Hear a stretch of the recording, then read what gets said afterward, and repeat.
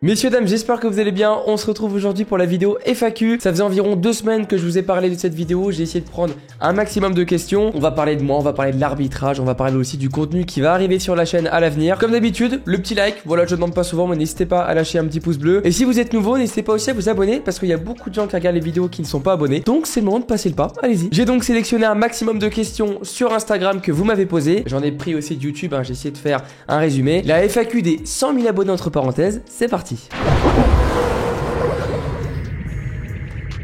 On commence avec la première question. Comment je suis devenu arbitre officiel? C'est une question qui est quand même pas mal revenue. Ce qu'il faut savoir, c'est que moi je vais avoir 19 ans le 2 juin. Voilà, petite information comme ça. J'ai passé ma formation pour devenir arbitre officiel début novembre 2021 et j'ai commencé à officier mi-janvier 2022 environ. Donc ça va faire environ 5 mois que je suis arbitre. Alors comment est venue cette idée? Parce que j'ai vu pas mal de vos commentaires des personnes qui aimeraient se lancer, mais vous hésitez. C'est pas forcément un manque de motivation, mais vous vous dites je me sens pas encore de le faire. Il faut savoir que pour devenir arbitre, on en reviendra un peu plus tard dans la vidéo, il faut au minimum 13 ans. Je vais vous raconter mon anecdote personnelle. Elle est très conne. J'ai déjà arbitré des tournois quand j'avais 14-15 ans, que ça soit des U13 ou bien des U11, voilà, pour aider son club et tout. J'avais kiffé, mais j'avais pas envisagé d'aller faire une formation pour devenir arbitre. Parallèlement à ça, j'ai organisé une vidéo cet été avec des abonnés. On faisait du coup une conférence Zoom où en gros, on se mettait en condition d'examen. Je leur posais des questions type bac, etc. Et j'avais découpé une feuille rouge et une feuille jaune pour avoir des cartons, pour distribuer des cartons aux abonnés qui foutaient un peu le bordel. Mais truc très con, vraiment rien de sérieux pour le moment. Et à un moment, je demande à un abonné de siffler pour déconner et il me sort un vrai sifflet. Donc ensuite, on finit la vidéo, je vais discuter un peu avec lui en DM et il me dit qu'il est arbitre officiel. Il me raconte comment on devient arbitre, les motivations, comment ça se passe, etc. Et c'était un moment où j'avais envie de retourner dans le foot. Pas forcément en tant que joueur, mais j'avais envie de revenir dans le monde du football. Et donc après qu'il m'expliquait tout ça, et ben je me pose des vraies questions et je me suis dit bah écoute, on va se lancer. Donc c'est quand même très con si on se retrouve aujourd'hui devant cette vidéo, ça tient de ça. Grosse dédicace à toi Lilian qui regardera sûrement la vidéo. C'est dingue, la vie est folle. Et la seconde chose aussi, j'ai eu des problèmes de santé cet été, j'ai fait 2 pneumothorax d'affilée, mais j'avais quand même envie de faire du sport. Et revenir directement dans le foot en tant que joueur avec des petits soucis aux poumons par rapport au contact et tout, je me suis dit ça va être encore un peu léger. Donc devenir arbitre, c'est parfait. En plus tu cours pas. C'est une blague. Donc voilà, je pense avoir répondu à cette première question. Si évidemment mes réponses ne vous conviennent pas, n'hésitez pas à les remettre en commentaire, je vous répondrai.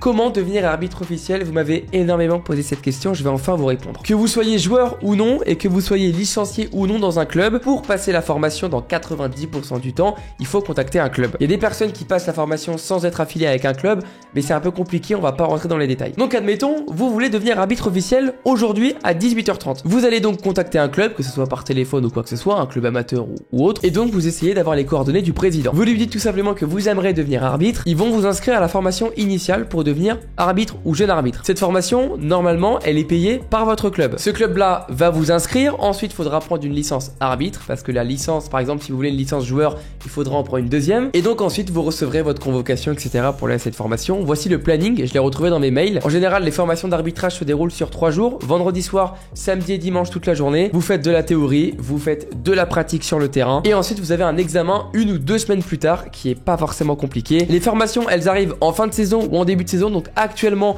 je crois que ça arrive ou début juin ou début juillet. Ça va commencer, donc il y en aura un peu tous les mois et partout en France. Donc à vous de vous renseigner, vous tapez formation, arbitrage et suivant votre district et votre région. Et j'espère que ça vous aura motivé à devenir arbitre.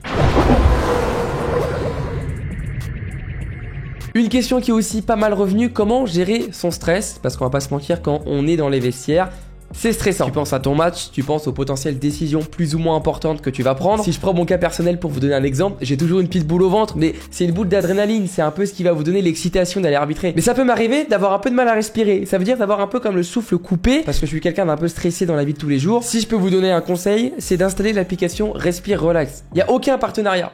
Je ne suis pas payé. Si jamais vous voulez me payer, mon adresse mail est ici, mais c'est pas le débat. L'application est toute conne. Quand la boule monte, tu inspires pendant 5 secondes. Et quand elle descend, tu expires pendant 5 secondes. Faut essayer de faire ça à 5 minutes. C'est, on va dire, un atelier de relaxation. 5 minutes au début, c'est pas facile. Essayez déjà 2 ou 3 minutes.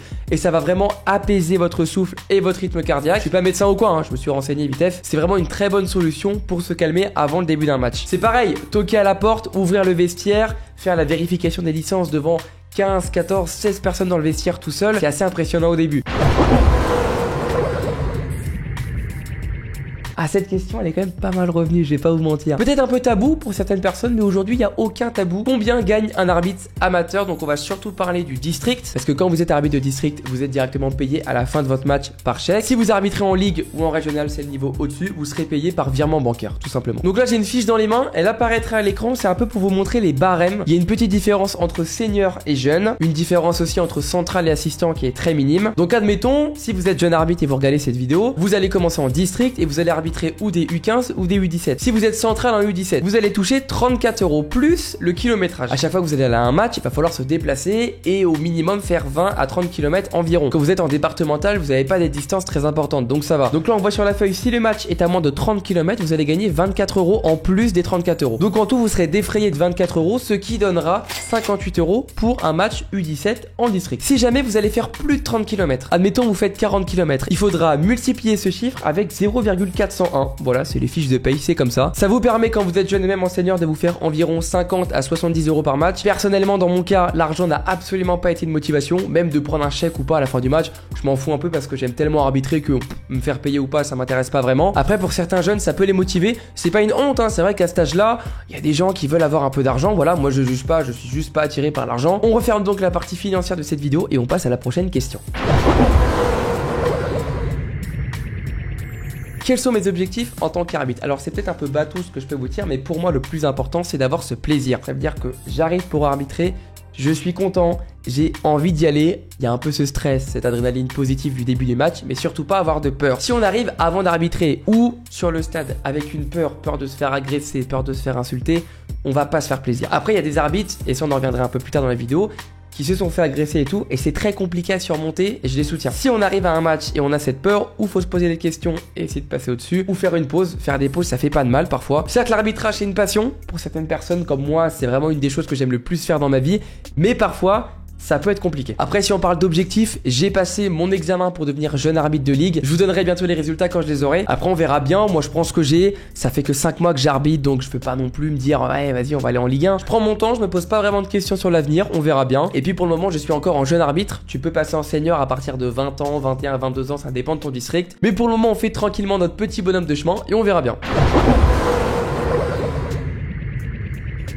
Comment on gère les insultes, les agressions ou bien la tension? C'est pas facile. Moi, j'ai pas forcément eu beaucoup de matchs avec, on va dire, de l'agressivité. Dans certains stades, avec certains clubs, c'est vrai que ça devient vite compliqué. Et je peux revenir aussi à la question qu'on m'avait posée. Pourquoi les arbitres de district ont parfois peur d'attribuer des cartons? Ce qu'il faut savoir, c'est que dans notre ligue, donc moi je suis dans la ligue de Nouvelle-Aquitaine et j'arbitre en Creuse pour le moment, on a 3 cartons. Donc un carton rouge, vous connaissez, une faute grossière, un acte de brutalité ou ça peut être 2 cartons jaunes, etc. Un carton jaune, voilà, une faute un peu trop appuyée, vous connaissez. Et ensuite le carton blanc, ça il y a pas mal de personnes qui ne le connaissent pas parce qu'il est pas dans toutes les ligues de football en France. Le carton blanc en gros c'est une contestation excessive, par exemple un joueur qui crie sur un arbitre, où il faut que tout le monde entende sa contestation. Un carton blanc, vous sortez tout simplement 10 minutes, ensuite vous re-rentrez, si vous en prenez un deuxième, ça se transforme en carton rouge. Ça n'a rien à voir avec le carton jaune. Après, suivant les districts ou bien les ligues, un carton blanc il est remplacé par le carton jaune. Une trop grosse contestation, hop, vous mettez un carton jaune, ça dépend les ligues. Mais ce qu'il faut savoir, et c'est ce qu'on nous apprend surtout en tant que jeune arbitre, après en senior c'est différent. Moi j'arbitre des jeunes, donc je vais être évidemment plus dans la pédagogie. Quand ça commence à être U17, U18, bon c'est vrai qu'on cartonne un peu plus. Mais par exemple U15 il faut quand même être dans une certaine pédagogie. Ça reste des jeunes qui ont entre 13 et 14 ans. Et il faut aussi se dire qu'on n'est pas en pro, dans le sens où les rappels à l'ordre en district c'est bien. Un rappel à l'ordre c'est en gros la sanction juste avant de mettre un carton. Si c'est une faute qui fait mal ou qui met en danger l'intégrité physique, malheureusement la pédagogie tu peux l'avoir, mais il y a quand même des sanctions qu'il faut donner. C'est un petit conseil qu'on m'a donné et au début bon j'étais pas arrogant mais je me pensais un peu en pro. Ça veut dire que c'est pas parce que forcément le mec il tire le maillot qu'il faut mettre un carton jaune, parce que sinon des cartons t'en mets tout le temps. Moi je pars du principe où moins je mets de cartons, plus je suis content. J'ai arbitré que la deuxième partie de saison et pour le moment j'ai mis aucun carton rouge parce que j'ai jugé qu'il y avait aucune situation qui méritait un carton rouge. Des cartons jaunes j'en mettais pas tant que ça pouvait m'arriver pendant 3 ou 4 matchs de pas mettre de carton. Après à propos des cartons, chaque arbitre aura évidemment son avis dessus. Moi je pense que chez les jeunes il faut quand même essayer de réduire les cartons par rapport aux seniors. Ensuite si on parle d'agressivité, pas forcément d'agression parce que tout ce qui est frapper un arbitre ou tout ce qui est vraiment des coups ou des menaces c'est interdit, c'est lourdement sanctionné par la ligue de football, par la fédération. fédération, etc. Moi, je vais plutôt parler de la tension. Je parle aussi des supporters, je parle des bancs, des coachs qui vont être à fleur de peau.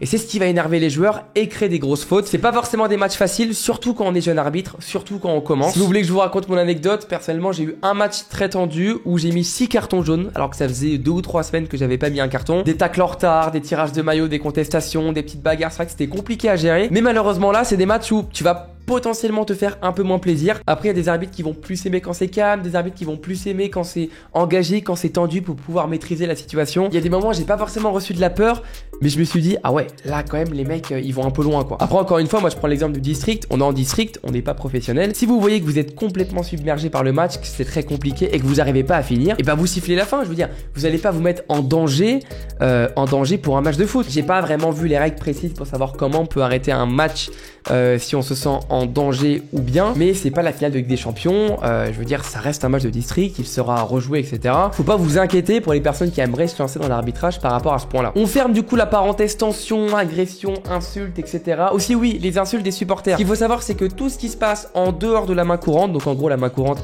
c'est ce qui entoure la pelouse, vous ne vous en occupez pas. Bon, parfois j'ai entendu des guignols, salauds, voleurs. Bon, bah, ça me fait rire.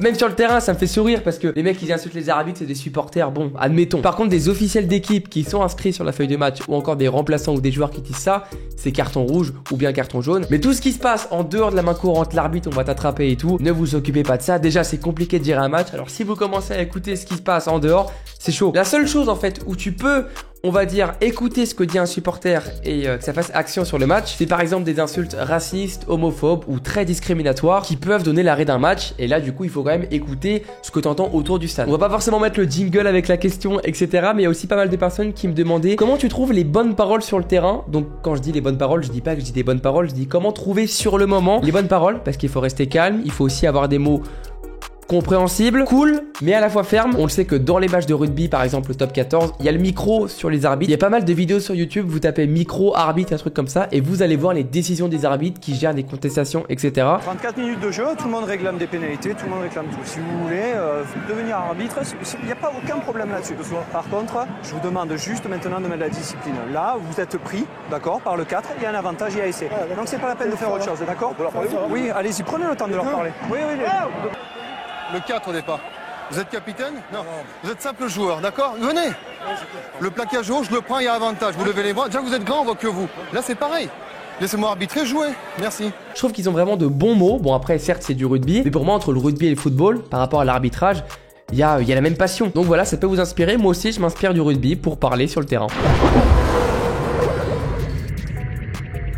C'est quoi ma routine d'arbitrage? Alors déjà, je pose le truc direct. Pour être arbitre, il faut être très organisé. Je n'étais pas du tout au début. Ça s'est un peu amélioré. J'ai jamais oublié quelque chose pour un match, mais faites attention à votre sac. Si vous oubliez des chaussettes, votre haut, des chaussures, c'est la catastrophe. On est dans la merde. Moi, j'arbitre le samedi après-midi. Je suis pas encore en senior, donc je peux pas arbitrer le dimanche ou bien des matchs le soir. Faudrait que je fasse mon sac le vendredi soir. Je le fais le samedi matin.